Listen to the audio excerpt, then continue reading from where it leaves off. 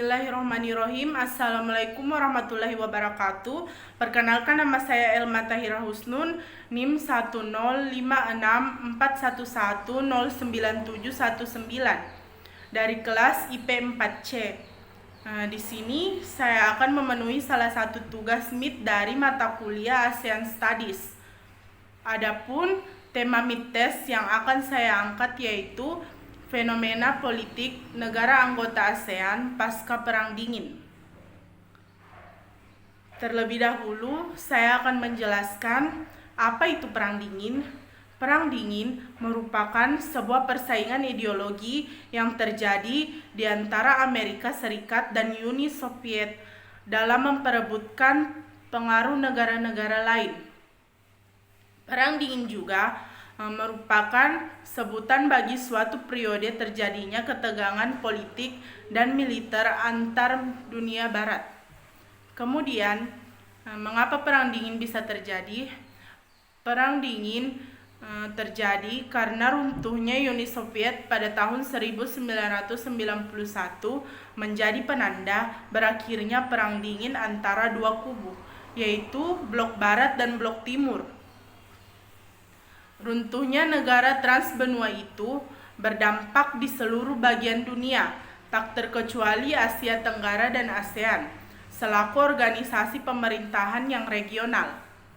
Pasca Perang Dingin, di kawasan ini ditandai dengan mulai terbukanya negara-negara komunisme Indochina seperti Vietnam dan Laos, di mana Vietnam yang memulai kembali normalisasi dengan mantan rivalnya di Perang Vietnam Amerika Serikat pada tahun 1994 dan seturut dengan berakhirnya embargo negara-negara barat terhadap negara itu.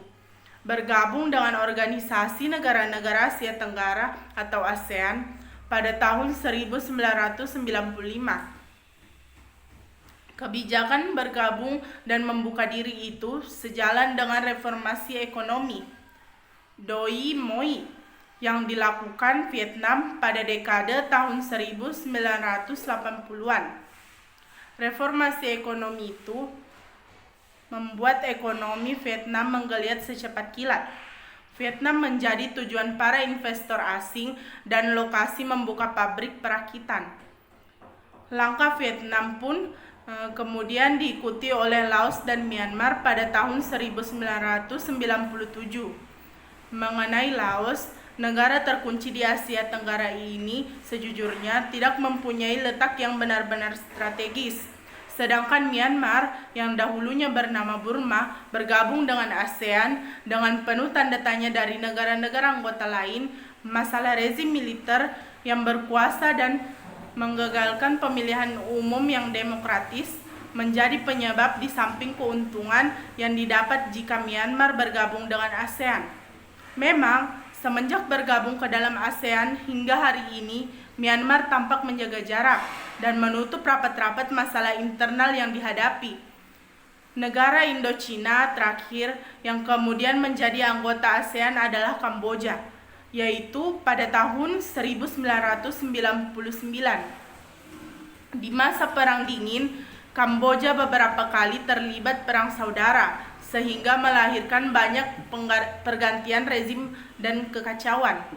Namun yang akan paling sering diingat adalah rezim teror Pol Pot yang kemudian berhasil dipukul mundur oleh Vietnam, yang menguasai negara itu hingga akhir tahun 80-an.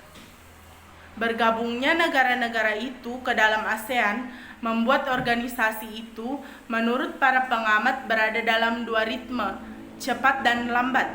Cepat untuk menggambarkan 5 negara pendiri ASEAN plus Brunei, sedangkan lambat untuk menggambarkan negara-negara komunis Indochina plus Myanmar yang memulai membuka diri.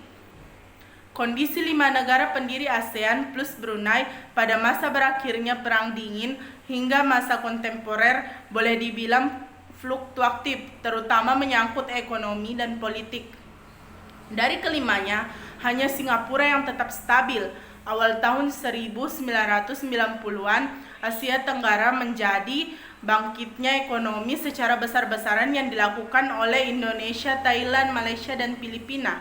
Di negara-negara ini, beberapa sektor utama yang menunjang hajat hidup orang banyak berkembang sehingga merangsang pembangunan dan memberikan kemakmuran. Sedangkan Indonesia dan Malaysia saat itu dihadapi dua sisi fenomena yang menarik, yaitu kepemimpinan yang otoriter dan laju pembangunan yang signifikan. Melihat fenomena tersebut, ASEAN senantiasa memberi dukungan kepada kemajuan negara-negara anggota dengan tetap mengikuti prinsip ASEAN yang telah diatur. Mungkin itu sekian dari penjelasan saya mengenai fenomena politik pasca Perang Dingin. Lebih dan kurangnya mohon dimaafkan. Billahi fisabilil haq, fastabiqul khairat. Waalaikumsalam warahmatullahi wabarakatuh. Terima kasih.